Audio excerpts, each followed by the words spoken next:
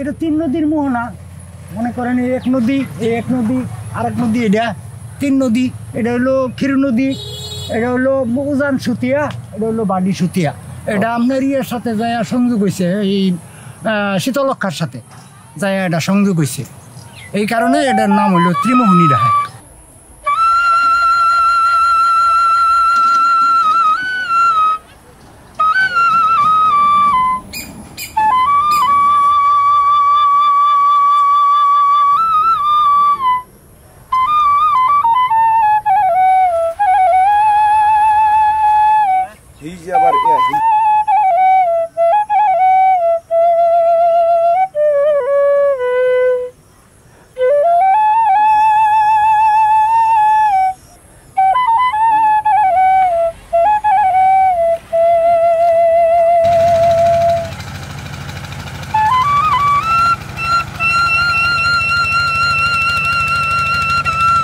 গাজীপুরের শ্রীপুর উপজেলার কাউরাইত ইউনিয়ন। এই কাউরাইত ইউনিয়নের এই ত্রিমোহনী, এখানে 3টি নদীর মোহনা এখানে রয়েছে।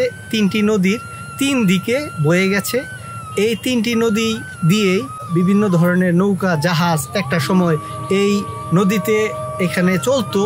এই নদীকে কেন্দ্র করে বিভিন্ন স্থানে বিভিন্ন বাজার ঘাট গড়ে উঠেছিল। এই নদীপথ ছিল একটা সময় সচল। এখানকার ব্যবসা বাণিজ্য, মানুষের যাতায়াতের এই নদীপথটাই ছিল একটা মাত্র উপায়। এখন সড়ক পথে অনেক যাতায়াত ব্যবস্থা সুবিধা হওয়ার ফলে মানুষ সড়কে বিভিন্ন যানবাহনে যাতায়াত করছেন। এই ত্রিমোহনী স্থানটি এখনও মানুষের কাছে সুপরিচিত। এটি ঐতিহ্যবাহী স্থান হিসেবে এই অত্র অঞ্চলে ব্যাপক পরিচিতি এবং বিভিন্ন অঞ্চলের মানুষ এই নদীপথ দিয়ে যাওয়ার সময় এই ত্রিমোহনী হয়ে তাদেরকে যেতে হয়। 3 দিকে 3টি নদী অতিবাহিত হওয়ায় এই স্থানটি ব্যাপক একটি সৌন্দর্যমণ্ডিত হয়েছে। এখানকার নদী পাড়ের মানুষজন ব্যাপক ভালো এবং মিশুক প্রকৃতির। এখানে নদী পাড়ের বিভিন্ন অঞ্চলের মানুষজনই এই নদীতে তারা মাছ শিকার করেন। এই ত্রিমোহনী এলাকার যারা মানুষজন রয়েছেন এবং তাদের সঙ্গে কথা বলবো এবং এই এলাকাটি সম্পর্কে, এখানকার যারা মানুষ তাদের জীবিকা এবং এখানকার মানুষের জীবনযাত্রা সম্পর্কে জানার চেষ্টা করব।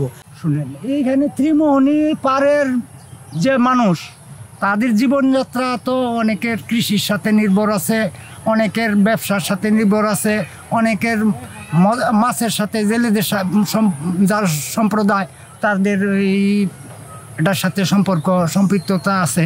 আগে যে সমস্ত মাছ পাইতাম, হ্যাঁ, এই সমস্ত মাছ আর এখন নাই। যেমন চিংড়ি মাছ থাকতো, বাইল্লা মাছ থাকতো, আই, ডিডা, বাউস, এই সমস্ত ইত্যাদি ধরনের মাছ, হ্যাঁ, চৈত্রি মাসেও পাওয়া যেত।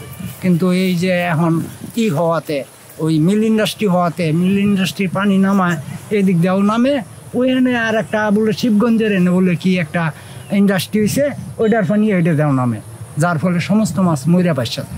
এই মাছগুলি নতুন পানি আসার পরে এই মাছগুলির সৃষ্টি হয়েছে, জন্ম হয়েছে। আগের যুগে যে সমস্ত বললাম না, চিংড়ি, আইট, পাঙ্গা, এই আপনার বাউস, রৌ, হ্যাঁ, এই সমস্ত বাইলিয়া, হ্যাঁ, ভালো ভালো মাছ এই নদীতে থাকতো। কিন্তু এখন আর এই নদীতে আর ওই মাছ আর একটাও নাই। যারা মাছ ধরে জীবিকা নির্বাহ করে তাদের অবস্থা এখন কঠিন, অনেক কঠিন। এই যে মনে করেন একটা জেলে সারা রাত জাল পাচ্ছে, হ্যাঁ, সকালবেলা তুলবো কেউ 200, কেউ 150, কেউ 300, এরকম, এর ঊর্ধ্বে আর হয় না। তার জীবিকা নির্বাহন করা এখন এই যে খুবই কঠিন। এইখানে মাছ পাওয়া যায়, মনে করেন পুঁটি পাওয়া যায়, ট্যাংরা পাওয়া যায়, ওই বাইং মাছ পাওয়া যায়, নানান ধরনের মাছ ধরা যায়। আমি ধরতেছি চিকরা, গুলশা, ওই ফুডি, এইগুলি। আপনি কি জাল দিয়ে ধরতেছিলেন এগুলো? এইগুলি তো ধরি এই যে মনে করেন চায়না জাল। ও, চায়না জাল দিয়ে ধরেন। কেমন মাছ পাওয়া যায় এই জাল? মাছ মনে করেন 200, 250, 300, 150, যেরকম যেদিন পাই এদিনই এরকমই। নদীতে কি ধরনের মাছ আপনারা দেখতে পান? মাছ মনে করেন রৌ কাতলার ফোনাও আছে, ওই অনেক ধরনের মাছই আছে নদীতে, মনে করেন অন্য মাছও আছে। এখানে বিভিন্ন ধরনের মাছ এখানে পাওয়া যায়, আপনারা দেখেন। নিজেরাই এই নদী থেকে মারতে পারে, ধরতে পারে, মারতে পারে। আর যারা গৃহস্থ, তারা যারা না মারে তারা তো কিনে খাইতেই হয় ভাই। মানে কখন আসছেন আপনি মাছ ধরতে? আমি আসছি বেলা 3:30টার দিকে। 3:30টার দিকে। কোন গ্রামে আপনাদের বাড়ি? আমার বাড়ি এসে শোনাবো। শোনাবো থেকে এইখানে আসছেন মাছ ধরতে? মাছই ধরেন না অন্য কাজও করেন? অন্য মনে করেন এমনি গৃহস্থির কামও আছে, মাছও ধরি, যে সময় এই যেটার বাও এডি করি। আজকে সকালে মাছ পাইছি না, 2 কেজি 1.5 কেজির মতন পাইছি, বিক্রি করি। এমনি সংসারও বন্টন আছে, এগুলি চলুন লাগে নাঙ্গর। আচ্ছা, না বেচে চলাম কি দিয়া। এখানে ছোট বড় 5 স্পেশালি মাছই রয়েছে। মাঝে মধ্যে যে বন্যার পানিতে যদি কোনো মানে খাল পুকুর বা প্রজেক্ট ভেঙে যায় তাহলে কিন্তু মাছগুলো ভরপুর আসে, তখন কিন্তু আপনার জেলেরা অনেক মাছ ধরতে পারে, বিভিন্ন যে প্রজাতির মাছও ধরতে পারে। এইখানে যাতায়াত কি এই নৌকা দিয়েই করতে হয়? অসুবিধা হয় না? অসুবিধা হয় না? না। এই ডিমগুলা কোত্থেকে আনছেন? আমার মেয়ের জামাই ও, মেয়ের জামাই আপনার ডিম দিয়ে দিছে, ওই ডিম নিয়ে যাবেন বাড়িতে? সাথে কি আপনার ছেলে? না, আমার বোন। ও আচ্ছা, বোনের ছেলে আপনার, ওরে নিয়ে গেছিলেন। কোন গ্রামে আপনাদের বাড়ি? আমার বাড়ি নাটোর বাজার। আচ্ছা, নাটোর বাজারে আপনার বাড়ি। বাড়িতে যাচ্ছেন? এই এলাকায় পার্শ্ববর্তী এলাকা আছে বালুকা, আবার পার্শ্ববর্তী এলাকা আছে পাগলা, মানে পাইথল। পরিস্থিতি মোটামুটি অনেক বেশ ভালো, মানে 3 গাঙ্গের মোহনা। এটা আমাদের বালুকা, মল্লিকবাড়ি, ত্রিশাল সবাই জানতো যে ত্রিমোহনী হয়ে আমরা কোথাও যাব। তা আসলাম, দেখলাম, ঘুরলাম, এখানে ভালোই লাগলো। এই যে একটু আগে দেখলাম নৌকাদা মানুষ পার হইতেছে, যাইতেছে। আগের যে জেলেরা যে পরিমাণ মাছ ধরতো, যে জেলেরা ছিল, নৌকাদা জাল পাততো, ওই পরিমাণ এখন আর নাই। এখন ছোটো ছোটো একটু পোনা, ওই চিরগা, বাইং, গুতুম এইগুলি পাওয়া যায়, ছোটো ছোটো পুরি। আর আগে যে অনেক বড় নাম শুনতাম, অনেক মাছ ধরতো, এইগুলি আর নাইকা। এটা মনে করেন 3 গাঙ্গের মোড়া। হ্যাঁ, এক নদী গেছে এই নাইন্দন, এক নদী গেছে মুলুকবাড়ি, আরেক নদী গেছে মৌসিন।